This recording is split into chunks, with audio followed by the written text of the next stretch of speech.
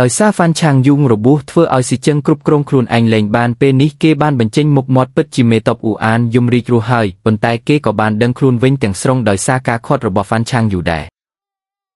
ហើយរឿងទាំងអស់នេះគឺដោយសារយូឆានឆានជួយហ្វាន់ឆាងយូពើខាងលក់សាច់ក្មួយការលក់ដាច់ខ្លាំងធ្វើឲ្យគូប្រជែងចាស់របស់ហ្វាន់ឆាងយូគឺអ្នកកាប់សាច់ឈ្មោះកូមានគំនុំក្នុងចិត្តដោយសាររៀបចំអីវ៉ាន់យឺតពេលយូឆានឆានមិនព្រមឲ្យហ្វាន់ឆាងយូដើរផ្លូវងឹតត្រឡប់ទៅផ្ទះតែម្នាក់ឯងទេក៏ជូនដំណើរដោយផ្ទាល់តែនាងមិននឹកស្មានថាអ្នកកាប់សាច់កូដែលមានគំនុំបានលួចតាមពីក្រោយរហូតដើម្បីការពារយូឆានឆានហ្វាន់ឆាងយូប្រឈមមុខនឹងសត្រូវតែម្នាក់ឯងសម្លេងស្រែកហៅឲ្យជួយរបស់យូឆានឆានក៏តាក់ទាញចំណាប់អារម្មណ៍កូនចៅរបស់ស៊ីចឹងដែលលួចជួបគ្នាជាសម្ងាត់មិនខុសពីការរំពឹងទុកហ្វាន់ឆាងយូដែលពូកែក្បាច់គុណបានចាត់ការមនុស្សទាំងអស់តែម្នាក់ឯងដោយសារវីមិនឈ្នះកូក៏ធ្វើពុតជាសុំក្តីមេត្តាតែបែរជាឆ្លៀតពេលហ្វាន់ឆាងយូមិនចាប់អារម្មណ៍លួចវីប្រហារលោកមួយក៏ជាលោកពីរក៏ជាលោកដើម្បីការពារយូឆានឆានហ្វាន់ឆាងយូប្រាប់កូថាបើមានសមត្ថភាពមករកនាងមកពេលហ្វាន់ឆាងយូចិត្តរងគ្រោះថ្នាក់សំណាងល្អដែលស៊ីចឹងមកជួយសង្គ្រោះនាងទាន់ពេលប៉ុន្តែគេក៏សន្លប់ដោយសារត្រូវថ្នាំសន្លប់ដែរស៊ីចឹងដែលកំពុងអន្ទះសារប្រញាប់បីហ្វាន់ឆាងយូត្រឡប់ទៅផ្ទះឃើញហ្វាន់ឆាងយូមិនទាន់ដឹងខ្លួនអារម្មណ៍របស់ស៊ីចឹងកាន់តែខឹងសម្បាខ្លាំងឡើងគេកាប់ស្មាអ្នកកាប់សាច់កូមួយកាំបិតដើម្បីបញ្ចេញកំហឹងរួចសួរពីមូលហេតុពិតប្រាកដដែលគេដាក់ថ្នាំសន្លប់ហ្វាន់ឆាងយូពេលដឹងថាកូចង់ដាក់ថ្នាំសន្លប់ហ្វាន់ឆាងយូកាត់សរសៃពួររបស់នាងហើយលក់នាងទៅក្នុងព្រៃដើម្បីឲ្យគេរំលោភបំពានស៊ីចឹងក៏គ្រប់គ្រងអារម្មណ៍លែងបានគេស្ទុះទៅរកកូក្នុងបំណងសម្លាប់ផ្ទាល់ដៃដើម្បីសងសឹកឲ្យហ្វាន់ឆាងយូប៉ុន្តែត្រូវលីហួយអានខាត់កុំឲ្យប្រឡាក់ដៃខ្លួនឯងចាំឲ្យរាជការចាត់ការបើមិនមែនដោយសារខ្ញុំទេយូរណាស់មកហើយនាងច្បាស់ជាជួបគ្រោះថ្នាក់ច្រើនជាងសំណាងល្អហើយខ្លួនឯងក៏ព្រមទទួលស្គាល់ជោគវាសនាតើអ្នកណាអាចជួយនាងបានទៅខ្ញុំចាត់ការខ្លួនឯងពេលដែលកូចិត្តនឹងបាត់បង់ជីវិតទៅហើយ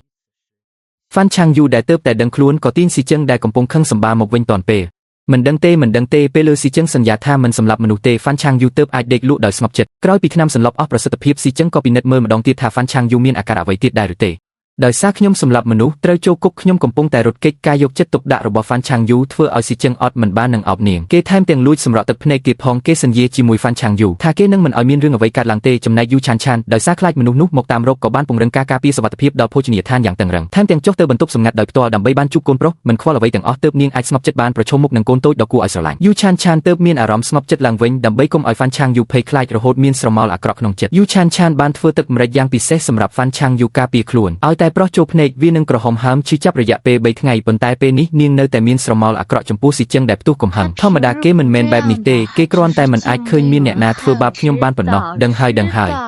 យប្តីប្រពន្ធស្រឡាញ់គ្នាធ្វើឲ្យគេច្រណែនអ្នកដែលច្រណែនដូចគ្នាគឺលីហួយអានតើមាននរណាមិនចង់មានជីវិតដូចស៊ីចឹងពេលនេះដែលរស់នៅយ៉ាងស្ងប់ស្ងាត់និងមានសេរីភាពនោះចំណែកឯការប្រាស្រ័យតាក់ទងរវាងស៊ីចឹងនិងហ្វាន់ឆាងយូក៏កាន់តែស្និទ្ធស្នាលតាមបែបធម្មជាតិស៊ីចឹងបញ្ចុកគ្រាប់កៃឡាដល់ហ្វាន់ឆាងយូយ៉ាងយល់ចិត្តមិនបាច់ប្រើពាក្យសម្ដីឡើយពេលនេះពួកគេទាំង3នាក់ប្រៀបដូចជាគ្រួសារតែមួយយ៉ាងមានក្តីស្រឡាញ់សូម្បីតែស៊ីចឹងរាល់ដងដែលលួចជួបកូនចៅក៏ត្រូវកូនចៅជំរុញឲ្យប្រញាប់ត្រឡប់ទៅផ្ទះវិញដែរកុំខឹងអីលោកប្រញាប់ត្រឡប់ទៅសម្រាប់ទៅលោកជំទាវរបស់លោកកំពុងតែរងចាំលោកហើយកូនចៅខ្ញុំរត់លឿនជាងខួរក្បាលទៅទៀតស្មានតែមានអារម្មណ៍ក្នុងចិត្តមែនចំពោះយូឆានឆានមនុស្សដែលតែងតែចង់គេចចេញនោះទីបំផុតក៏មករកនាងគេមកនិយាយរឿងរកស៊ីដោយរកអ្នកកណ្ដាលមកតាក់ទងយូឆានឆានដោយសារយូឆានឆានជាអ្នកឆ្លងភពមកដូច្នេះទើបនាងមិនដឹងពីរឿងរ៉ាវរវាងម្ចាស់រៀងដើមនិងចៅប្រុសស្ដេចជីមីងនោះទេទោះបីជាមិនស្គាល់ថាអ្នកដែលនៅចំពោះមុខជានរណាក៏ដោយក៏ប៉ុន្តែការប៉ះទង្គិចដោយចិត្តនារវាងម្រាមដៃរបស់ជីមីងធ្វើឲ្យរាងកាយយូឆានឆានអត់មិនបាននឹងមានអារម្មណ៍ខ្ពើមរអើមនិងភ័យខ្លាចខ្សែភ្នែកដែលសម្លឹងមើលមិនដាក់របស់ជីមីងកាន់តែធ្វើឲ្យយូឆានឆានរត់ចេញដោយភាពភ័យខ្លាចដោយមិនអស់ចិត្តគេក៏ចាប់ផ្ដើមស៊ើបសួរពីថ្ងៃខែឆ្នាំកំណើតកូនរបស់អ្នកនាងកើតខែអី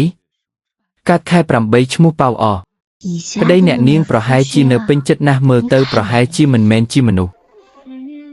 សគ្មានកម្លាំងកំហែងទេដឹងគ្មានកម្លាំងកំហែងអី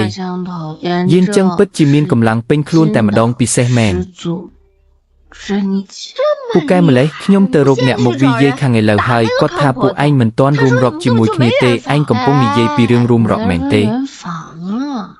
េបើមិនអញ្ចឹងទេហ្វាន់ឆាងយូដែលស្រវឹងស្រាក៏មិនលាតត្រដាងអាត់កំបាំងដែលថានាងនិងស៊ីចឹងមិនទាន់រួមរកគ្នាដែរប៉ុន្តែនាងក៏នឹកឃើញភ្លាមដល់ទិដ្ឋភាពដែលអ្នកទាំងពីរត្រូវគេឃុំក្នុងបន្ទប់តែមួយហើយស៊ីចឹងយកលេសសុំស្ករសម្បកក្រូចដើម្បីចង់ថើបនាងគ្រាន់តែនឹកឃើញដល់ទិដ្ឋភាពនោះហ្វាន់ឆាងយូមានអារម្មណ៍ផ្អែមល្ហែមណាស់តែភាពផ្អែមល្ហែមនោះក៏คล้ายជាការខកចិត្តព្រោះនាងដឹងថាស៊ីចឹងគង់តែចាក់ចេញនាងមិនអាចខាត់គេបានឡើយខ្ញុំធ្លាប់សួរបញ្ឆិតបញ្ជៀងគេច្រើនដងហើយតែគេមិនព្រមបដូរចិត្តសោះ